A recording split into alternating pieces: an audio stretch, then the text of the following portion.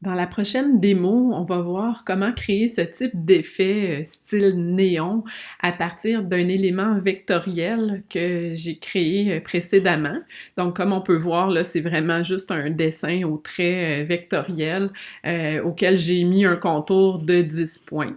Donc, pour commencer, le plus simple, c'est vraiment juste de sélectionner l'élément et de le copier-coller dans Illustrator. Plutôt dans Photoshop, de Illustrator à Photoshop, OK? Et puis, ensuite de ça, ben, un commande V. Donc, on va nous demander de quel type d'objet on veut finalement utiliser avec ce tracé. Je vais vouloir le conserver en pixels, tout simplement. C'est vraiment la manière la plus facile. Ça changera pas grand-chose si je le laisse en objet dynamique parce que les fonctions 3D vont venir finalement chapeauter l'objet, puis ce serait de toute manière plutôt complexe là, à modifier. Donc, je le garde en pixels. Et puis, comme on peut voir, là, il s'importe ici. On verra plus tard comment modifier l'aspect et les couleurs. Donc, je vais simplement faire Enter pour appliquer l'importation de cet élément-là.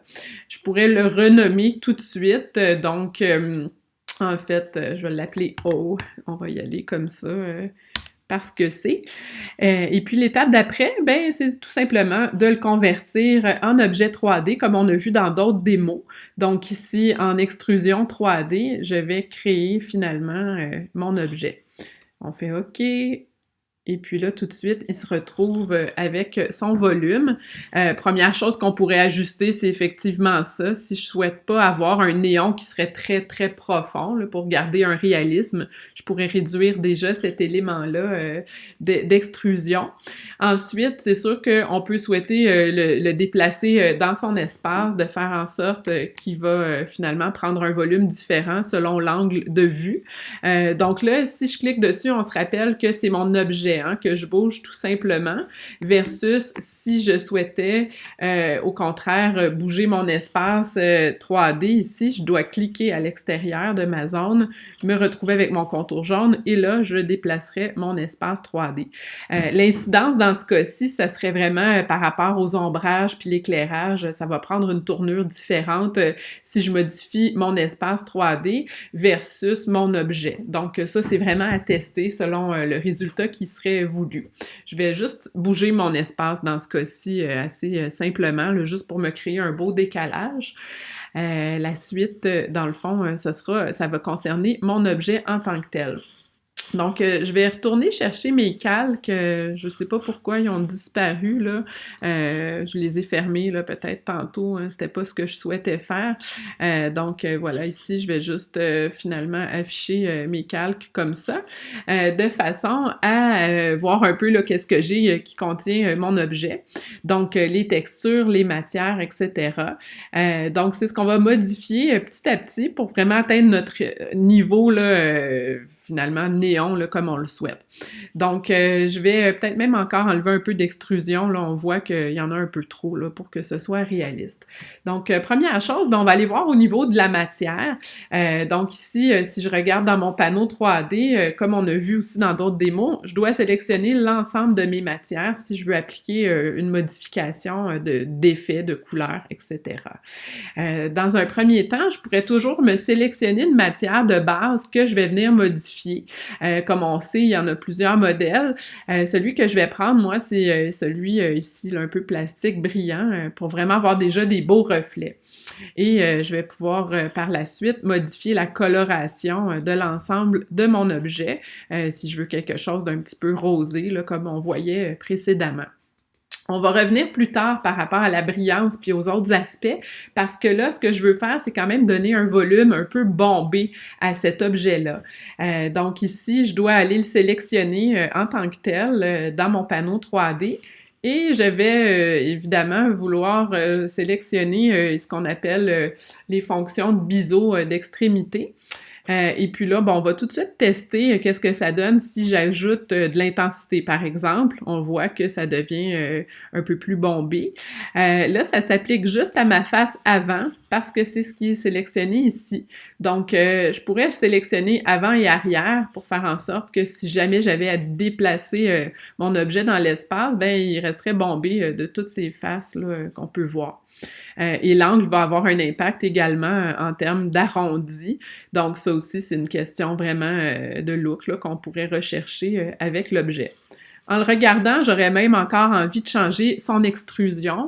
Je vais pouvoir revenir dans mon panneau précédent de déformation et légèrement réduire l'extrusion de mon objet pour qu'il devienne encore un peu plus plat.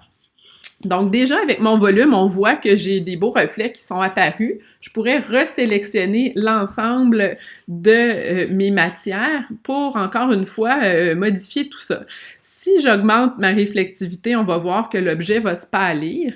Ensuite, au niveau de la brillance, plus je vais me mettre vers la droite, plus je vais avoir un résultat plastique versus plus je vais me rendre un peu à l'intérieur, je vais avoir quelque chose d'un petit peu plus diffus. On se situe à peu près dans le milieu pour l'instant.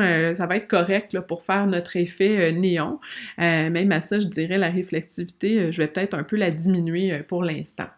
Un autre élément qu'on peut modifier dans ce cas-ci, ça serait la couleur du spéculaire. Là, on voit qu'il y a une couleur un peu grisée.